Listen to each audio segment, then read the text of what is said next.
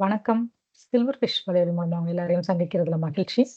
நம்ம எல்லாருமே பொதுவா என்ன நெனைக்கிறோம் அப்டின்னா, நெறைய சம்பாரிக்கிறவங்களால தான் வந்து பெரிய பணக்காரன் ஆக முடியும் அப்டின்னு நெனச்சுட்டு இருக்கோம். அப்படிலாம் இல்லங்க. யார் எவ்ளோ சம்பாரிச்சாலும், அவங்கவங்க சம்பாரிக்கிறதுக்கு ஏத்த அளவுல நம்ம வந்து ஒரு சில ஃபினான்ஷியல் டிசிப்ளின்ஸ நம்ம ஃபாலோ பண்றதன் மூலம், யார் வேணாலும் வந்து பணக்காரன் ஆகலாம் அப்படின்னு சொல்லி ஒரு புத்தகம் சொல்லுது. அந்த புத்தகத்த பத்தி தான் இன்னைக்கு நம்ம பார்க்க போறோம். அந்த புத்தகத்தோட பேரு "த ரிச்செஸ்ட் மேன் இன் பாபிலோன்".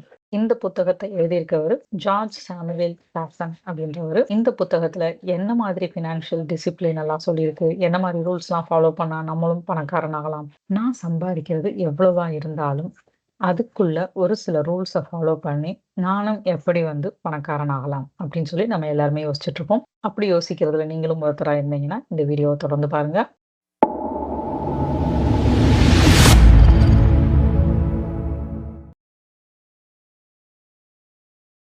பாபிலோன் அப்படின்ற ஒரு நாட்ட பத்தி நம்ம எல்லாருக்குமே தெரியும். மிகப்பெரிய ஒரு பணக்கார நாடா வந்து பாபிலோன் இருந்திருக்கு.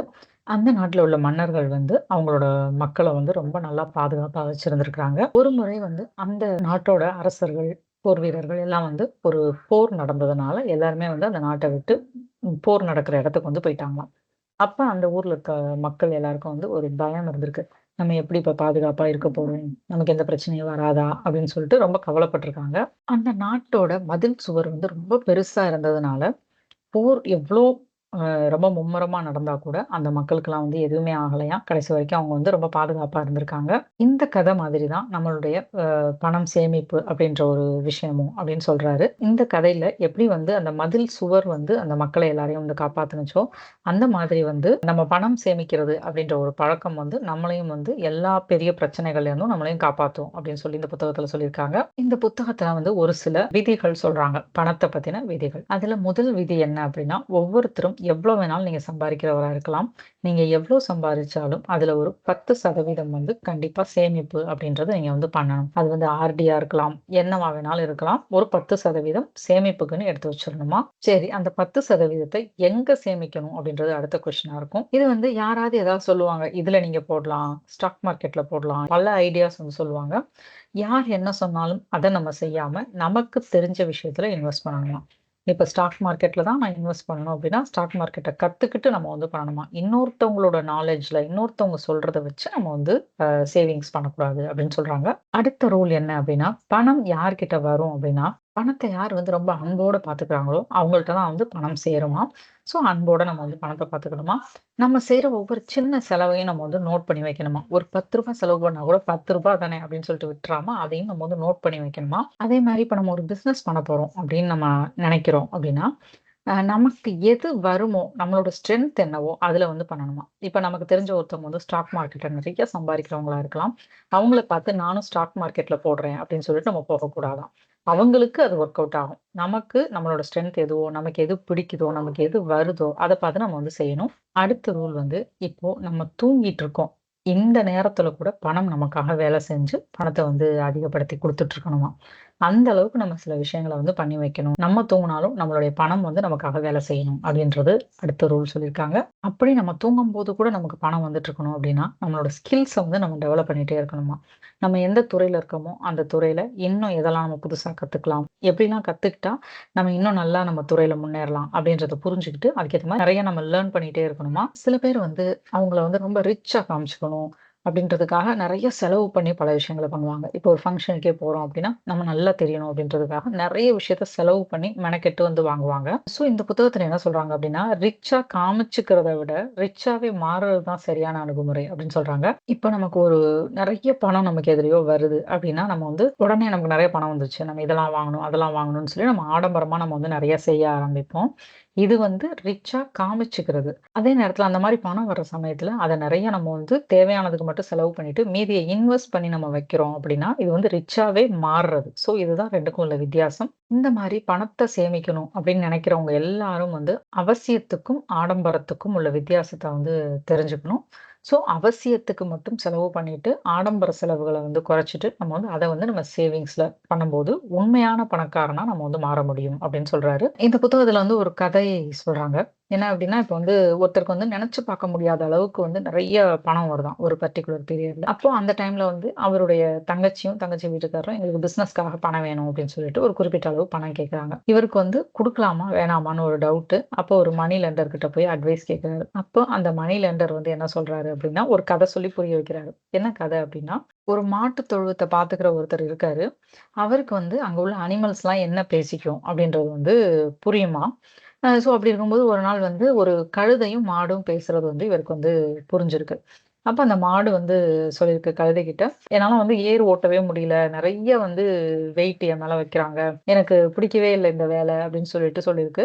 அப்ப அந்த கழுதை சொல்லியிருக்கு, "நீ உடம்பு சரியில்லாத மாரி நடிச்சீன்னா வந்துட்டு உன்ன வந்து விட்டுருவாங்க." அப்படின்னு சொல்லியிருக்கு. அப்படி காலையில எந்திரிச்சோனே அது வந்து உடம்பு சரியில்லாத மாதிரி சொல்லவும், அந்த ஓனர் என்ன சொல்லியிருக்காரு, "இன்னைக்கு எப்படி இருந்தாலும் இந்த வேலைய நம்ம முடிச்சு தான் ஆகணும். மாட்ட விட்டுட்டு கழுத மேல எல்லாத்தையும் வந்து ஏத்துங்க." அப்படின்னு சொல்லியிருக்காரு. கழுத அன்னைக்கு அந்த வேலைய முடிச்சுட்டு நைட் வந்ததுக்கப்புறம் சொல்லியிருக்கு.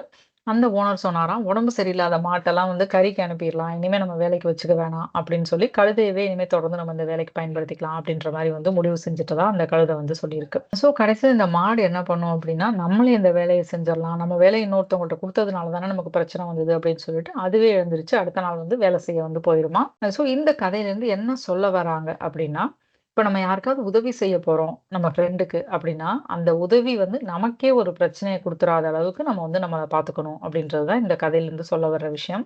பணத்த நெறையா சேர்த்து வைக்கணும் அப்படின்னு ஆசைப்பட்ட ஒருத்தர் வந்து ஒரு அட்வைசர் கிட்ட போய் அட்வைஸ் கேட்கிறாரு. என்ன நான் செய்யட்டும் அப்படின்னு. அப்ப அந்த அட்வைசர் சொல்றாரு, "நீ வந்து உன்னுடைய சம்பாத்தியத்திலேருந்து 10% மட்டும் ஒவ்வொரு மாசமும் சேமிச்சு வைன்னு" சொல்லியிருக்காரு. இவனும் அதே மாரியே ஒவ்வொரு மாசமும் 10% எடுத்து சேர்த்து வச்சிருக்கான். நெறைய பணம் சேர்ந்துருது. அப்ப என்ன பண்ணலாம் அப்படின்னு சொல்லிட்டு ஒரு பிரிக் மேக்கர் கிட்ட குடுத்து நகை வாங்குறதுக்கு, தங்கம் வாங்குறதுக்கு வாங்க சொல்லி வந்து குடுத்துருக்கான்.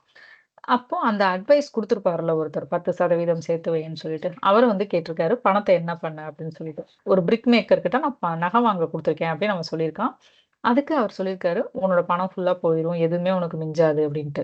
ஏன் அப்படின்னா, பிரிக் மேக்கருக்கு பிரிக் செய்ய தான் தெரியும். நகை வாங்க தெரியாது. ஸோ விஷயம் தெரியாத ஒருத்தர்ட்ட நீ குடுத்துருக்கும்போது, அவரால வந்து அத சரியா பண்ண முடியாது. உன்னுடைய பணம் வந்து போயிரும் அப்படின்னு சொல்லியிருக்காரு. ஸோ இதுலேருந்து நம்ம தெரிஞ்சுக்க வேண்டியது என்ன அப்படின்னா, பணம் எப்படி சம்பாரிக்கிறோன்றது முக்கியம் கிடையாது. எப்படி சம்பாரிச்சு சேர்த்து வச்சாலும், அத யார்கிட்ட குடுத்து நம்ம அத வந்து அதிகப்படுத்த நம்ம முயற்சி செய்றோம் அப்படின்றது வந்து ரொம்ப இம்பார்ட்டன்ட் அப்படின்னு இந்த புத்தகம் சொல்லுது. ஸோ இதுவரைக்கும் நம்ம பணத்த சேர்த்து வைக்கணும், பணக்காரனா இருக்கணும் அப்படின்னாலே ரொம்ப டேலண்டடா இருக்கணும். பெரிய உத்தியோகத்துல இருக்கணும், இல்ல பெரிய பிசினஸ் பண்ணணும். இப்படிலாம் நம்ம நெனச்சுட்டு இருப்போம். ஆனா இந்த புத்தகத்த படிச்சதுக்கப்புறம், நம்ம எவ்வளோ சம்பாரிச்சாலும், நம்ம எவ்வளோ குறைவா சம்பாதிச்சாலும், அதுலயும் நம்மளால சேமிச்சு வச்சு, நம்ம வந்து ஓரளவு பணக்காரனா ஆக முடியும் அப்படின்றது தான் இந்த புத்தகம் சொல்லுது. அதுக்கு முக்கியமா சில ஃபினான்ஷியல் டிசிப்ளின்ஸ நம்ம ஃபாலோ பண்ணணும் அப்படின்றது தான் இந்த புத்தகம். ஸோ அந்த ஃபினான்ஷியல் டிசிப்ளின்ஸ் வந்து முக்கியமா சொல்லணும் அப்படின்னா 10% நம்மளோட ஏர்னிங்ஸ்லேருந்து சேவ் பண்ணணும். சேவ் பண்றது முக்கியம் இல்லாம, எதுல அத இன்வெஸ்ட் பண்றோம் அப்படின்றது வந்து புரிஞ்சு, நமக்கு எந்த விஷயம் தெரியுமோ, அதுல வந்து நம்ம இன்வெஸ்ட் பண்ணணும். தெரியாத ஒரு விஷயத்துல யாரோ ஒருத்தவங்க சொல்றாங்க அப்படின்றதுக்காக நம்ம வந்து செய்யக்கூடாது. அதுக்கப்புறம் பணத்த வந்து ரொம்ப அன்போட பாதுகாப்பா வச்சுக்கிறவங்களுக்கு தான் வந்து பணம் நெறையா சேரும். அதனால வந்து பணத்த எப்பயுமே ரொம்ப ரெஸ்பெக்ட் குடுத்து, ஒவ்வொரு சின்ன செலவு நம்ம பண்ணாலும், அத வந்து நோட் பண்ணி, நம்ம இதெல்லாம் பண்றோம் அப்படின்னு சொல்லிட்டு நோட் பண்ணி வச்சுக்கலாம். அதுக்கப்புறம் நம்ம வந்து ஒரு பிசினஸ் பண்றோமோ, இல்ல எந்த வேலையில இறங்குனாலும், நமக்கு பிடிச்ச நமக்கு நம்மளோட ஸ்ட்ரென்த்ன்னு நம்ம நினைப்போம் இல்லையா? அதுல மட்டும் தான் இறங்கணும். நமக்கு தெரியாத விஷயத்துல எப்பயுமே இறங்கக்கூடாது அப்படின்னு சொல்றாங்க. அதுக்கப்புறம் முக்கியமா நம்ம வந்து நம்மள பணக்காரனா காமிச்சுக்கிறத விட, பணக்காரனாவே மாறுறது தான் வந்து புத்திசாலித்தனம் அப்படின்னு சொல்றாங்க. இப்படி உண்மையாவே பணக்காரனாவே மாறணும் அப்படின்னா, ஆடம்பரத்துக்கும், அவசியத்துக்கும் உள்ள வித்தியாசத்த தெரிஞ்சுக்கிட்டு, அவசியத்துக்கு மட்டும் செலவுகள செஞ்சுட்டு, ஆடம்பரத்துக்கான செலவுகள குறைச்சு, அத வந்து நம்ம சேமிக்க ஆரம்பிக்கணும். அப்படின்றது தான் இந்த புத்தகம் சொல்ல வர முக்கியமான விஷயம். ஸோ, இவ்ளோ அழகா பணம் சேர்க்கிறதுக்கான சில வழிமுறைகள நல்லா சொல்லி தரக்கூடிய இந்த ரிச்சஸ்ட் மேன் இன் பாபிலோன் அப்படின்ற இந்த புத்தகத்த வந்து எல்லாரும் வாங்கி படிங்க. படிச்சு பயனடைங்க. இதே மாதிரி நம்ம சேனல்ல ஏற்கனவே வந்து த சைக்காலஜி ஆஃப் மனி அப்படின்ற புத்தகத்த பத்தி நம்ம வந்து பேசியிருக்கோம். ஸோ அந்த லிங்க்கையும் நான் உங்களுக்கு ஷேர் பண்றேன். அந்த வீடியோவையும் பாருங்க.